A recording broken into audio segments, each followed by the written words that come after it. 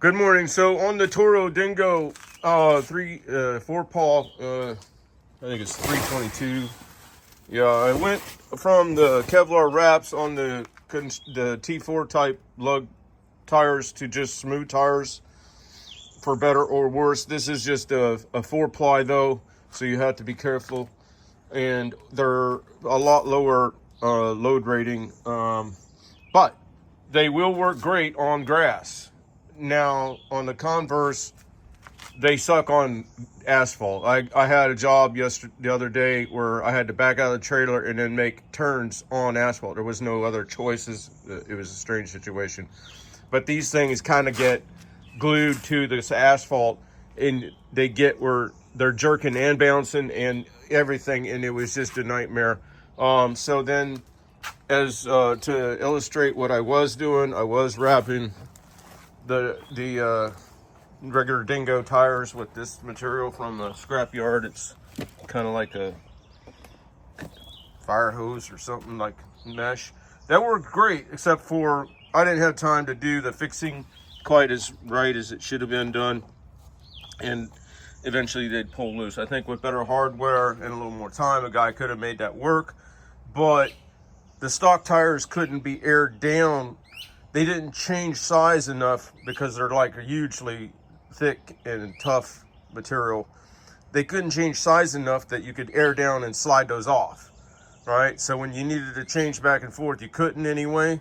Now, I don't like changing wheels back and forth because you do that a whole lot and you're gonna just wear out your lugs and studs, and your threads are not really made for running on and off and all that.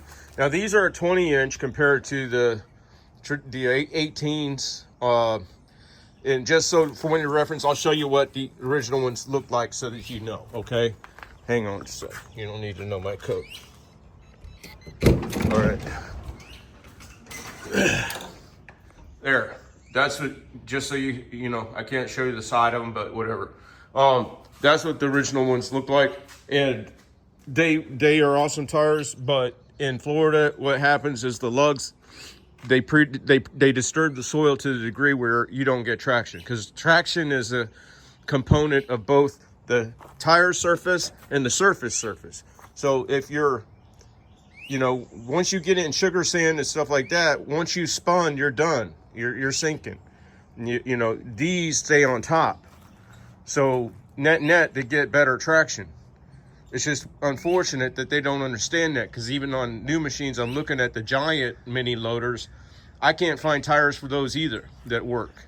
You don't even really want turf tread, because you're doing bulldozer type turns, just stuck and drag and everything. You don't want traction on the turf, in essence, really. These machines are not mass heavy enough to do any push in, and they're not fast enough to do any inertia. So the traction is largely irrelevant with this size machine. What is relevant is that you don't do more damage than you do good on these jobs. So with that, I like these smooth tires, except for they made me look the fool on that asphalt when I was trying to skip load out a whole trailer full of road base and then gravel, and having to do 2 turns on asphalt with the machine kind of just in essence glued down, and then it just got jerky and it was horrific. It was a bad job. Now, what else shines still and has for a long time is this John Deere Quick Track. With that blade,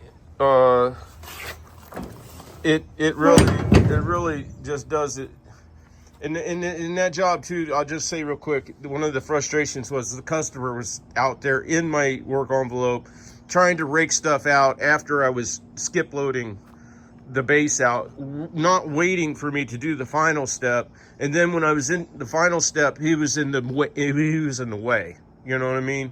I couldn't make fluid passes and I couldn't do my thing. And then in this situation, he has it's where customers are pulling up. So by the time he was out of my way when the customer was in there, because he had to engage with his customers, but the customer was in the way. So, I mean, this thing was a freaking nightmare, but the equipment did what it's supposed to do. Is just like, and then this whole situation was on this corner. So that there was only one place to park, and that's why I was set with this circumstance of having to turn on asphalt with those tires. So net, I don't think there could have been put together a worse scenario. And then, unfortunately, to top all, the guy didn't understand that with road base and gravel, you don't wet it in, and he put a hose to it all night, and it turned to.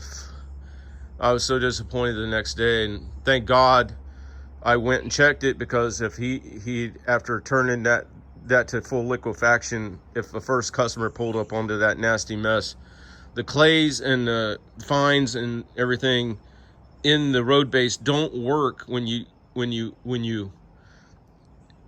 immediately just soak the beans out of it, because it just turns the clays and the fines to snot, and it'll sink every bit of gravel with the first time a car goes over it. It needs to have its intrinsic moisture that it has in it, and then the compaction of the traffic, and the whole system works perfectly. I've done all my driveways that way. I don't have a roller. I don't really want to invest in it, and